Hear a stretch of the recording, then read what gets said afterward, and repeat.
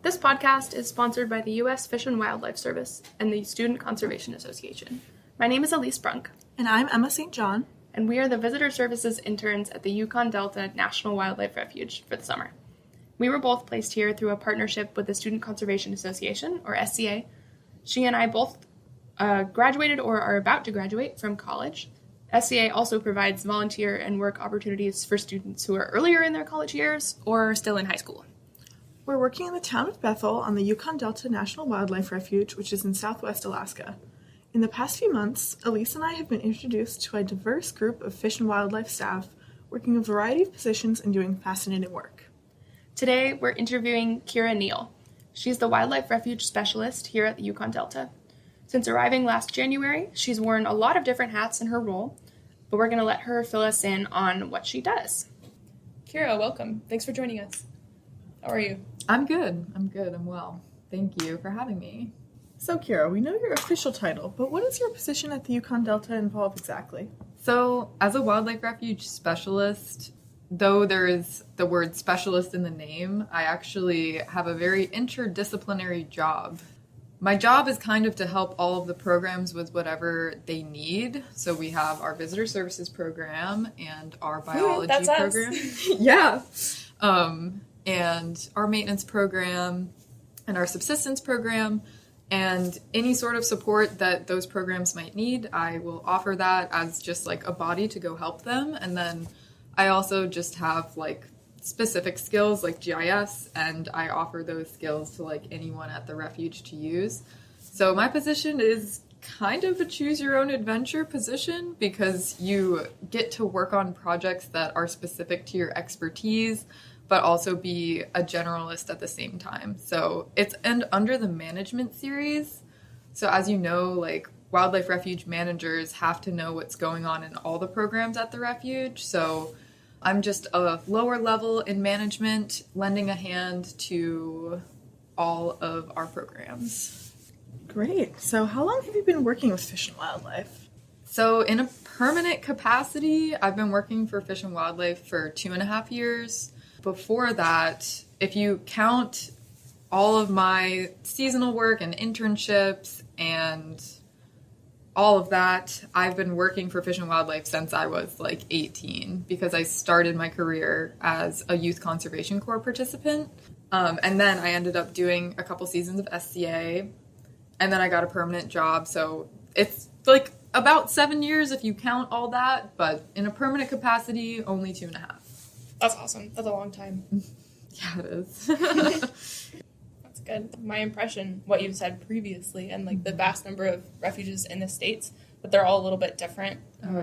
And you've worked on others on this choose your own adventure path. Yes. So what are those like, and how are they, or what, your last one, how is it different from here? Yeah, so there are over 500 National Wildlife Refuges in the National Wildlife Refuge System. I don't know the specific number. It might even be like in the 600s now. 500 something sounds right. Yeah, 500. I thought it was 536. Yeah, that sounds But I don't know if this is an updated number. I don't know, because refuges are constantly being like established, and you know sometimes refuges become complexed with each other, which would make less one fewer. Yeah, but the refuge I used to work at was Crab Orchard National Wildlife Refuge, and they had. And where's that? That is in southern Illinois, so that's in Mairin, Illinois, and I was a park ranger there, so I only worked with the visitor services program for the most part. Just personality-wise, I always like to help other programs, so I did end up helping maintenance and helping biology and helping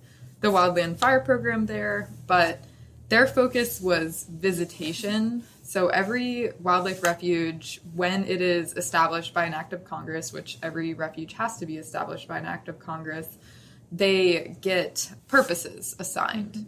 And so one of the big purposes of the refuge I used to work at was providing recreation opportunities to the community. And so a lot of our programs were focused on how do we accomplish the goals of like wildlife conservation and, you know, doing prescribed fire and doing all of the other things that it means to be a national wildlife refuge, while also providing, you know, quality recreation opportunities, which as you can assume, it's constantly conflicting. Right. You know, like if we also had a big grazing program, and I think that was one of our purposes, was having a grazing program. So interesting.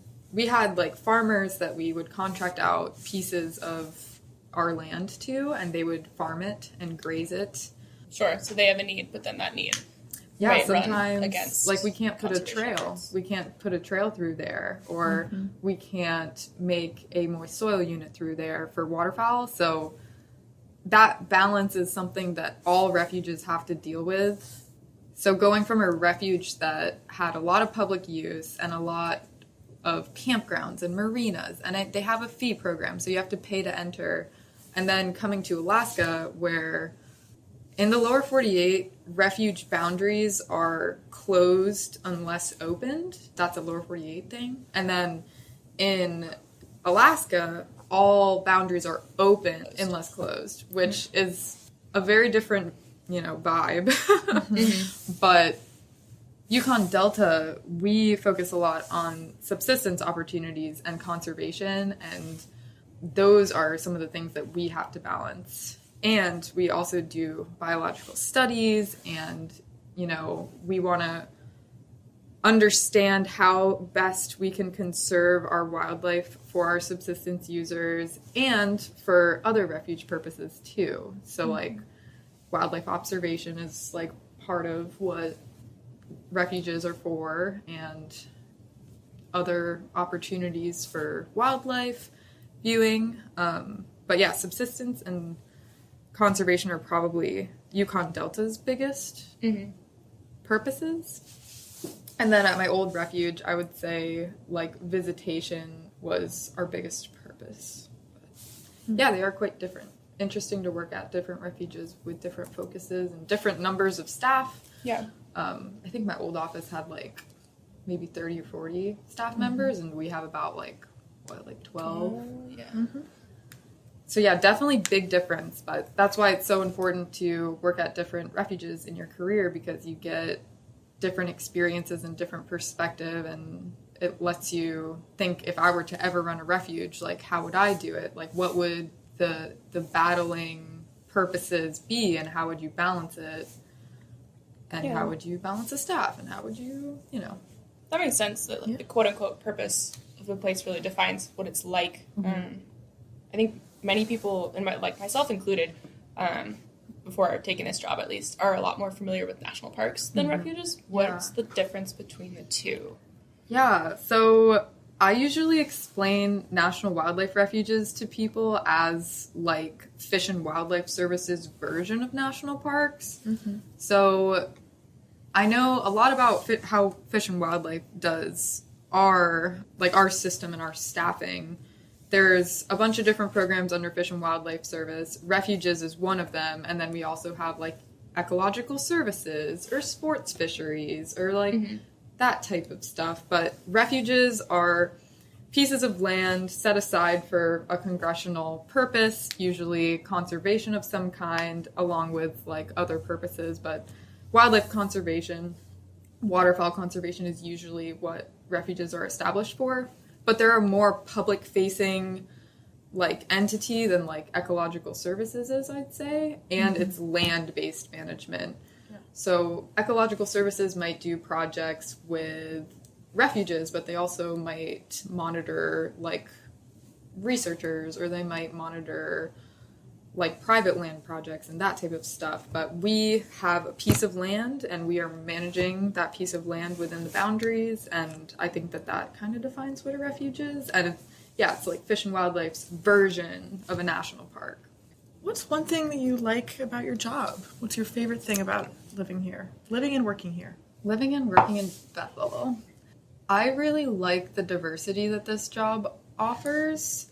I think that in other positions, especially working at a very visitation-focused refuge, you do all park ranger things all the time. That is your job. But being a refuge specialist at Yukon Delta, I have the opportunity to do all sorts of different field projects and really hone in my biology skills. And then I also get to like go to tribal consultations and like talk to people in the community, and just like getting that diversity of work and not just doing one thing. I really like that about this job. Living in Bethel, I like the simplicity of it. Yeah, there's like not a whole lot of like neon signs. There's like not a whole lot of like noise, you know? It's like life is pretty simple. Yeah, I'd have to agree. I like the slow pace of things here. Yeah, it's definitely a different pace. But For sure. Yeah, that's awesome that you get the opportunity to like contribute to biological projects. And in our last episode, we talked to one of the waterfowl techs, and she shared what her experience was like in the field. And you went out earlier this summer, correct? Yeah. What was that like? What were you up to? So I went out with, also another great thing is I get to go out with different Fish and Wildlife Service programs too. So I went out with the Migratory Bird Management team, and they do these nest plot surveys every year, and this project has gone on for like 30 years. So it's like such an honor to like be able to be like a part of it, because so many people like have done it in the past, and it's just like a really legacy project. But it was a blast. We went out in the Hazen Bay area, and we had transects that we would walk. I was in a crew of 2 other people, mostly volunteer crews these were, but we walked about 10 miles a day. We did transects, and we're surveying for nests, and if we found a waterfowl nest, goose, ducks, any nest, we would log shorebirds too, if you can find them. Their nests are very hard to find, but if we found one, we would log it. But we would count their eggs, and we would put them in water to see what their life stage was, and log it on our GPS. And yeah, we would try to do 1 plot a day. There were like 10 transects per plot, so we'd split it up like 3, 3, 4. But it was a blast because I have never operated a boat in such like wavy conditions or in like a tidally influenced river. Yeah, that sounds like it has its own tricky set of conditions. Oh, yeah, like it was an amazing experience because I got to see like a really high diversity of ducks that I've never seen in my life. Like I got to see common eiders and spectacled eiders and like all of these really cool species, and I got to develop my boating skills, which you guys know I get to take you guys out on boats sometimes, and it's always nice to get experience. Definitely enriches our experience. Yeah, lots of fun. Is there anything new at work that you're particularly looking forward to? New projects or... I do have a lot of new projects with, our park ranger leaving. I am taking on special use permits. It's nice to be busy. And I am excited about potential mapping opportunities this winter that we might be use that looking GIS. into. Yeah. I really like mapping because I was just talking to Boyd the other day, and we were saying like it's like getting to go there without actually going there, and Yukon Delta is so big and so remote that it's hard to go there. So sometimes going there through a satellite image or a map it's the best you can do. Is more practical. Yeah. And maybe I'll get to go out with law enforcement and do a caribou patrol. I would really love to do that. Wow. Go out on the snow machine. I think that would be really fun. Well, we hope that works out as you're planning. Kyra, thank you so much for your time and sharing your experiences. Of course. We hope you've enjoyed this segment with Kyra Neal. Kyra's been a great mentor and friend to Elise and I during our time here this summer. We certainly learned a lot from her and our other wonderful coworkers about the research being done on the Yukon Delta National Wildlife Refuge and the work that the broader refuge system engages in. As always, thank you to the Fish and Wildlife Service and the Student Conservation Association. And thank you to everyone out there listening to this special podcast series. This is the 3rd and final installment. The other 2 episodes can be found on the Yukon Delta website. Thank you so much.